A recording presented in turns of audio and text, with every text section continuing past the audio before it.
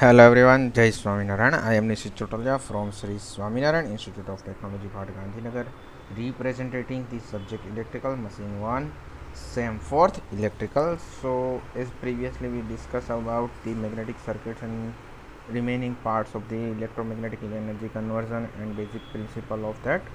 And now the main concept of our syllabus is the DC machine, because we already discussed when we discussed the basic syllabus discussion. At the time we mentioned that our subject is mainly two core units as a DC machine and transformer, as well as magnetic conversion and basic magnetic terminologies. So magnetic terminology part 1 is completed. Now second part is the DC machine and third part is the transformer. So now onwards we are discussing the DC machines. So from now onwards we are discussing the DC machines. So particularly DC machine have two types, as a DC generator and DC Motors, जो कि already ये अच्छी बात है कि आप लोग diploma में भी ये बेसिक फंडामेंटल पढ़ चुके हैं। तो मेरे हिसाब से यहाँ पे आपको कुछ ज़्यादा याद रखने की या ब्रशअप करने की ही सिर्फ ज़रूरत है, क्योंकि ऑलमोस्ट 70% सिलेबस जो कि आपका DCM सब्जेक्ट था, जो कि आपके थर्ड सेम में डिप्लोमा में आ रहा था, तो DC मशीन का बेसिक फंडामेंटल आप उस टाइम पे पढ़ चुके हैं। तो यहाँ पे सिर्फ रिवाइज करना है और फंडामेंटली डेप्थ में देखना है कि भाई हाँ, ये फंडामेंटल अगर याद नहीं है तो एक बार देख लो कि ये क्या कहना चाहता है। और वन अनदर थिंग कि रेगुलर स्टूडेंट्स के लिए भी ये इतना ही ईजी है, क्योंकि वो भी BEE सब्जेक्ट जो बेसिक इलेक्ट्रिकल इंजीनियरिंग सब्जेक्ट था, तो उसके अंदर भी यूनिट 4, अब आपका जो यूनिट 4 था जो मशीन्स का था, तो उसके अंदर भी DC मशीन पढ़ चुके हैं।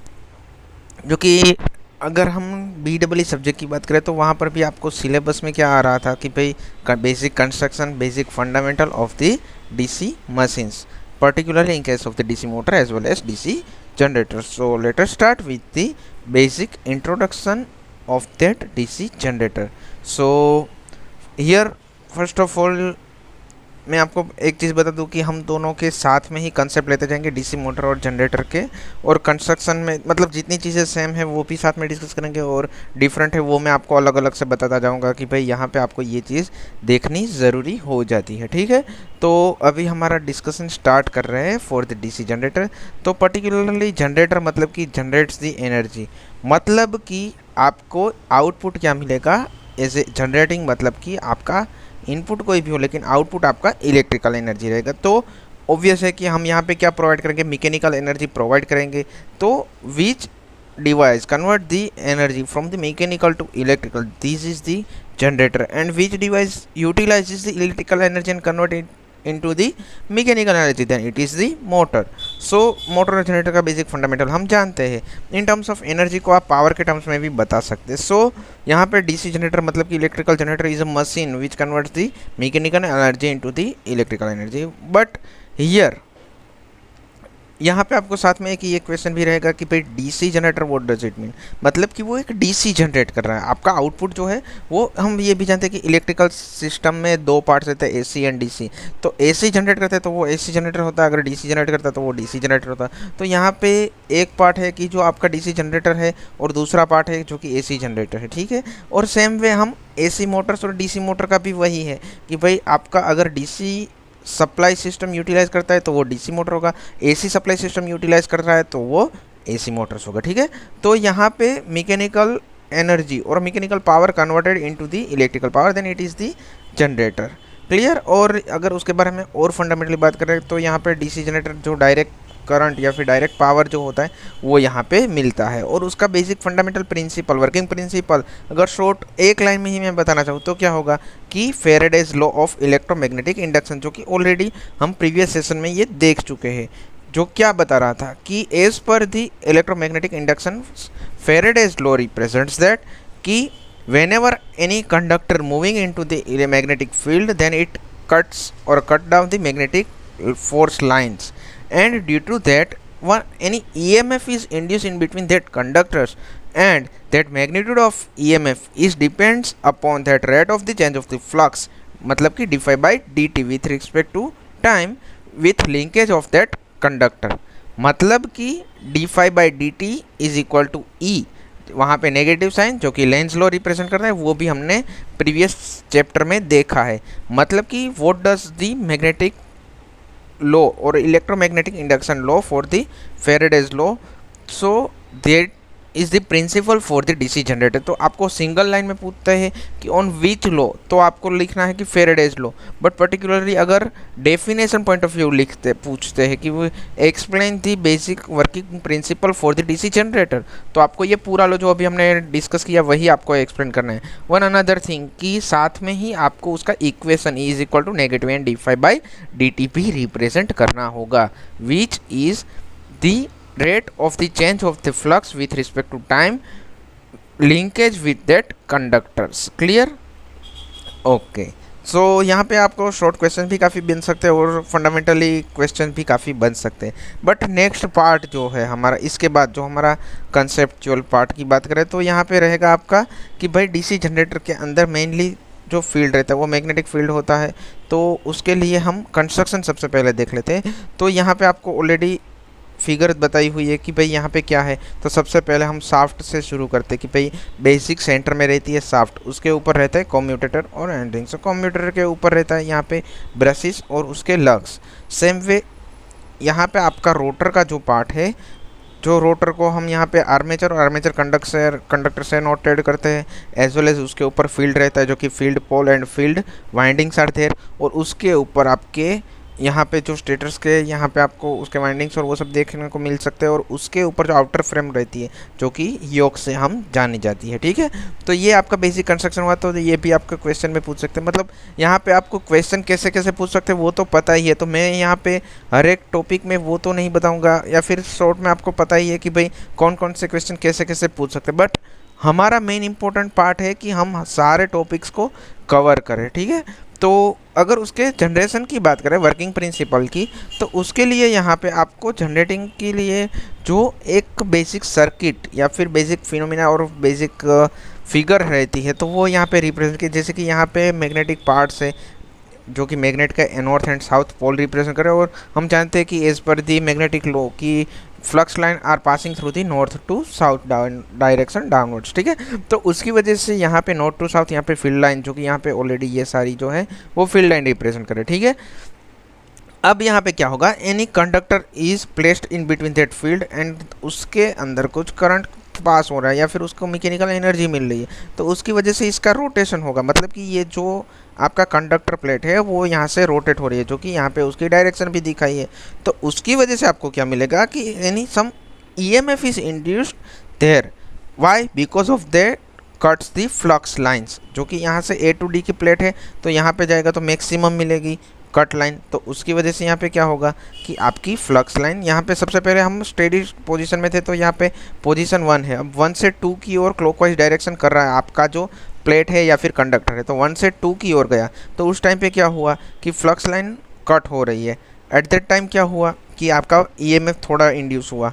सेम वे थोड़ा और कट मतलब थोड़ा और स्लांट होगा तो मैक्सिमम फ्लक्स लाइन यहाँ पे स्लांट होगा उस टाइम पे होगी। ठीक है, तो उसकी वजह से क्या होगा कि यहाँ पे पीक वैल्यू मिलेगी। ठीक है, सेम वे यहाँ से 2 to 3 पोजीशन पे जाएगा तो उसकी वजह से क्या होगा कि समहाउ लाइंस थोड़ी कम हो जाएगी कंपेरेटिवली 2 से। जब हम मूव ऑन करे थे तब मैक्सिमम था, लेकिन यहाँ पे थोड़ा कम देखने को मिलेगा। सेम वे थोड़ा नीचे की ओर जाएंगे तो 90 डिग्री मूविंग करेंगे और उसके ही साथ साथ आप कंटिन्यूसली कंडक्टर को आप रोटेट करते जाएंगे तो आपको ऐसे जनरेशन देखने को मिल सकता है। बट यहाँ पे याद रखना ये मैंने सिर्फ एसी फंडामेंटल के लिए ये फंडामेंटल दिखाया है, आप यहाँ डीसी के लिए भी यही फंडामेंटल आप अप्लाई कर सकते हैं। ठीक है, तो उसी की वजह से आपको यहाँ से various position of that conductor is there due to that the magnetic field की वजह से और मैग्नेटिक फील्ड और फ्लक्स लाइन कट डाउन होने की वजह से वहाँ पे जो जनरेशन ऑफ ईएमएफ मिल रहा है उसको हम ग्राफ के फॉर्म में प्लॉट कर सकते हैं। तो ये वर्किंग प्रिंसिपल की बात हुई। उसके कंस्ट्रक्शनल पार्ट्स की अगर मैं बात करूँ तो यहाँ पे सारे कंस्ट्रक्शनल पार्ट्स की फिगर है, आपको शॉर्ट में वो फिगर रफली ड्रॉ करके याद रखनी है ताकि आपको एग्जाम में अगर पूछते कि explain the construction for the DC machines तो आप अच्छे से एक्सप्लेन कर पाओ, क्योंकि हर एक पार्ट का क्या रोल है वो तो हम जानते ही है, इवन हम डिस्कस भी साथ में करेंगे ही। बट उसके लिए उसकी फिगर का विजुअलाइजेशन होना भी जरूरी है। इवन आपने ये कट सेक्शंस भी हमारी कॉलेज में यहाँ पे देखा ही है कि भाई हाँ ये कट सेक्शन है, तो ठीक है हमें पता है, ठीक है। तो यहाँ पे ये बेसिक चीज़ें हुई उस पोल और योक के बारे में। सेम वे अगर मैं उसको डिस्क्रिप्शन साथ में ही देता जाऊँ तो व्हाट डज दी योक और what yoke represents that provides the mechanical support to the poles and acts as a protecting cover over the machine and that carries the magnetic flux produced by that poles which are inside there, ठीक है। तो यहाँ पे आपको पता ही है कि ये जो आपका योक है और उसके ऊपर यहाँ पे टर्मिनल बॉक्सेस है और ये फ्रेम है। तो यहाँ पे अंदर हमारा ऑब्वियस है कि पोल यहाँ पे प्लेस्ड किया जाता है और उसका जो मैग्नेटिक फील्ड है उसके साथ वो carry that flux due to that yoke, ठीक है। तो ये पार्ट हुआ आपका योक के बारे में। Then after next one is the pole core and pole shoes. तो यहाँ पे पोल कोर किसे कहते हैं और पोल शू किसे कहते हैं। तो यहाँ पे मान लो कि ये पोल की फिगर है, तो यहाँ पे पोल शू जो कि यहाँ पे एक एंगुलर जो पार्ट यहाँ पे बनता है ये आपकी पोल शू है और यहाँ पे उसके जो वर्टिकली आपको यहाँ पे देख सकते हो तो ये आपकी पोल की कोर है, ठीक है। तो यहाँ पे आपको विजुअलाइज हो इसीलिए मैंने ये फिगर्स भी रखी है और इवन आप एग्जाम में भी यही चीज़ एक्सप्लेन करोगे तो आपका यार डिस्क्रिप्शन काफ़ी इजी भी हो जाएगा और कुछ रट्टा नहीं मारना पड़ेगा। ऑब्वियस है कि आप जब विजुअलाइज करते हो तो अच्छे से समझ सकते हैं, ठीक है।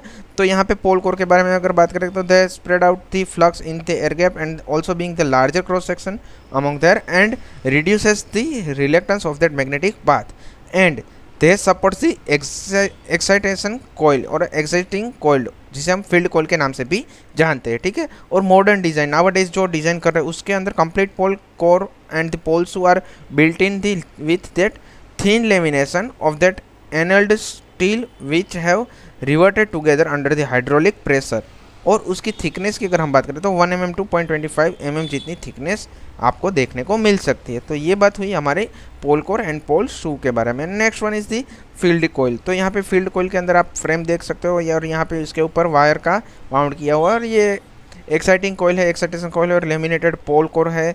और इसी के साथ ही यहाँ पे हम जानते हैं कि ये पोल शू और ये तो हमने पहले ही देख लिया और ये पोल की कोर है, ठीक है। तो यहाँ पे ये पोल कोर आपको दिखाई दे रही है, ठीक है। और ये पोल शू जो कि अभी हमने डिस्कस किया है। तो अभी फील्ड कोयल के बारे में अगर डिस्कशन करें तो यहाँ पे क्या है कि फील्ड कोयल और pole coil that consist the copper wire और strip on that end former they are wound for the correct direction and then the former is the removed and the wound coil that is put into that place of the core because हम जानते हैं कि हम directly ऐसे round या फिर circular जो path होता है जिसे हमने वाउंड किया तो हम उसे कैसे प्लॉट करते हैं। तो ऑब्वियस है कि उसके लिए हम इसे किसी फॉर्मर या फिर उसका एक शेप होता है, फॉर्मर इज़ नथिंग बट वो एक शेप ही है कि जिसके ऊपर हम वाउंड करते हैं और उसे पोल के ऊपर प्लेस कर देते हैं और वहाँ से वाइंडिंग को वहाँ पे हम एक्सटेंड कर देते हैं। तो उसकी वजह से क्या होगा कि आपका जो वायरिंग है और जिसकी वो स्ट्रिप बनी हुई होती है वो फॉर्मर के ऊपर से रिमूव कर देते हैं और फॉर्मर को निकाल देते हैं तो वाइंडिंग वहाँ पे प्लेस्ड हो जाता है, ठीक है। तो ये बात हुई फील्ड कोयल के लिए। साथ में ही है आर्मेचर कोयल। तो यहाँ पे आर्मेचर का नाम सुनते ही आपके दिमाग में ख्याल आएगा कि भाई armature core and armature winding या फिर आर्मेचर कंडक्टर्स। तो यहाँ पे आप देख सकते हो कि यहाँ पे कुछ स्लॉट्स है और उसके बिटवीन में यहाँ पे कंडक्टर्स आपको प्लेस किए हुए हैं। यहाँ पे एयर के स्मॉल डक्ट्स या फिर एयर होल्स है और यहाँ पे उस ऊपर एक की होती है जो कि शाफ्ट को कनेक्ट करने के लिए होती है और उसके ऊपर जो स्लॉट्स और टीथ, क्योंकि स्लॉट के अलावा जो पार्ट यहाँ पे बाकी बता है उसे हम टीथ कहते हैं जो कि ये अबव पार्ट है और यहाँ बीच में जो खाली जगह बनती है उसे हम स्लॉट कहते हैं और वो लेमिनेटेड होता है, ठीक है। तो यहाँ पे एयर होल्स, कीवे, टीथ और स्लॉट किसे कहते हैं और एयर होल्स किसे कहते हैं, ठीक है। तो ये चीज़ हमने अच्छे से देख ली। बट उसका कंस्ट्रक्शन पॉइंट ऑफ व्यू अगर उसका भी फंडामेंटल देखें तो what is the armature core. तो आर्मेचर कोर के लिए अगर बताना चाहूँ कि it houses the armature conductor और coils into it and that causes them to rotate, hence they cut the magnetic flux or a field of that magnets externally. or in addition we know that the most important function is provided that path of very low reluctance path through it and due to that the cylindrical, उसका अगर हम shape की बात करें तो वो cylindrical और drum स्ट्रेप्ड रहता है और यूजुअली सर्कुलर शीट से बनाया जाता है, ठीक है। और उसकी थिकनेस की अगर बात करें तो it is approximately 0.5 mm thickness जो कि उसके ऊपर एक की भी नोटेड की जाती है जो कि अभी हमने रिसेंटली इसी फिगर में देखा था कि यहाँ पे आपको की दी गई है, ठीक है। तो ये आपका जो की वाला पार्ट है यहाँ पे आपको शॉर्ट में शायद अच्छे से ना दिखे तो यहाँ पे देख सकते हैं, ठीक है। ओके, तो ये बात हुई आपके आर्मेचर कोर के बारे में। और उसकी फिगर यहाँ पे थोड़ी स्मूथ फिगर बताइए कि आप अच्छे से देख सको। भले ही एग्जैक्ट शेप उसका ऐसा नहीं होता है, जैसे कि एग्जैक्ट शेप आपका उसका आर्मेचर के लिए ऐसा रहता है, बट समझने के लिए अगर हम ड्रॉ करके बताएं तो ऐसी फिगर देखने को मिल सकती है, ठीक है। साथ में ही रहता है कॉम्यूटर। तो कॉम्यूटर के अंदर क्या होता है, कॉम्यूटर लग्स और insulated copper segments as well as and clamps रहते हैं, ठीक है। और कॉम्यूटर के फंक्शन के बारे में अगर हम बात करें, that function the commutator to facilitate the collect of that current from the armature conductor and that converts the alternating current induce into armature conductor into unidirectional current in the external load circuits, ठीक है।